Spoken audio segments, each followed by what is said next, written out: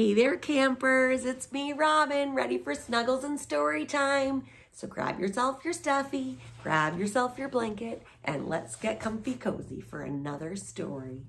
Tonight, we're reading The Passover Parrot. Do you know what parrots love to do? They're a silly animal because they like to talk more than just tweet, tweet, tweet. They say words. Let's see what happens. The Passover Parrot by Evelyn Zussman. Illustrated by Kirsten Brooker.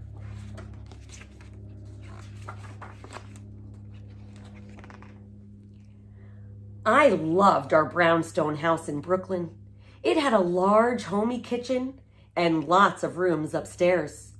Best of all was the big backyard with the tall oak tree that shaded us from the summer sun. Oh, I would do anything for that summer sun right now. How about you guys? My brothers Joey and Saul and I loved to play there, especially in the springtime. One day, our neighbor, Mrs. Brown, knocked on our door. "Good morning," Mama said. "What's that you're holding? Your parrot?" "Yes, Mrs. Cohen, I'm moving. Wouldn't you like to keep him?"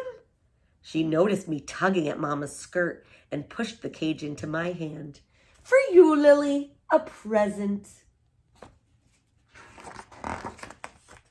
And before Mama could say, 7 children and a parrot, Mrs. Brown was gone. I jumped with such delight that I scared the parrot half to death. Mama shook her head. "More things to take care of," she grumbled. "I'll help you, Mama. You'll see."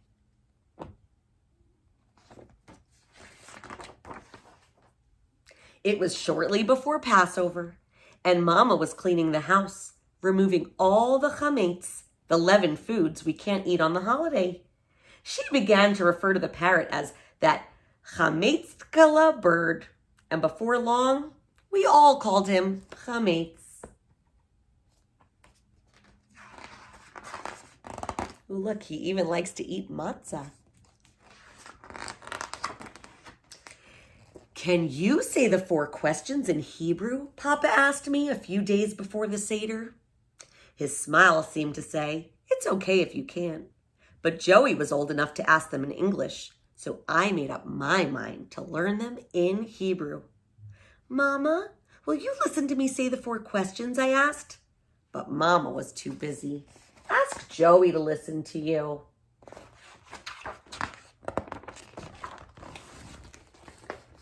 At last, the day came. David and Franny helped Mama in the kitchen. Rachel and Saul set the table. Joey, Becky, and I checked that everything was in order. "Haggadot?" Joey asked. "Check," I said. "Charoset?" Becky said, sampling some. "Wine? Enough for every cup and Elijah's too," Papa called from the kitchen. The guests arrived all dressed up. After we admired the table, we took our places, and Papa began the Seder. I snatched the napkin with the afikoman and ran upstairs to my bedroom. As I slipped back into my seat, Papa called, "Quiet, everyone. Lily will now ask the 4 questions." I stood on a chair and began to sing, "Ma nishtana halayla hazeh." And as I paused to take a breath, Chametz, who had been sitting quietly in his cage in the living room, repeated in his squeaky parrot voice, "Ma nishtana halayla hazeh." All eyes turned to Chametz. I tried to continue, "Mikol halelot," but the parrot squeaked right after me, "Mikol halelot." My brothers giggled. The guests laughed too. "Take the parrot up to the bedroom," Papa ordered. When I came back, I sang the 4 questions without a single mistake. The guests clapped and Papa smiled. With the sweet singing and the delicious meal, I forgot about the parrot. At last, Papa called for the afikoman so we could finish the Seder. Joey, do you have it? No, Papa. Saul, do you have it? No, Papa. Lily? Yes, Papa. May I have the afikoman, please? I ran to my bedroom, but there was no afikoman. I looked under the table and under the bed, no afikoman. And there was no parrot either. The cage is empty. The cage door was wide open and chametz was gone. I sat down on the floor and began to cry. Papa sent Joey, and he searched too. Then came Saul. In a minute, he knew exactly what had happened. Follow me, he said. Joey and I followed him down the stairs, through the kitchen, and out the back door into the yard. There was chametz perched on a branch of our tall oak tree, holding the afikoman tightly in his beak. Somebody has to climb the tree, Saul said. You'd better go, said Joey. I might tear my new pants. No, don't go, I said. Just let me talk to chametz. Then, at the top of my lungs, I sang as loudly as I could, Ma nishtana halayla hazeh.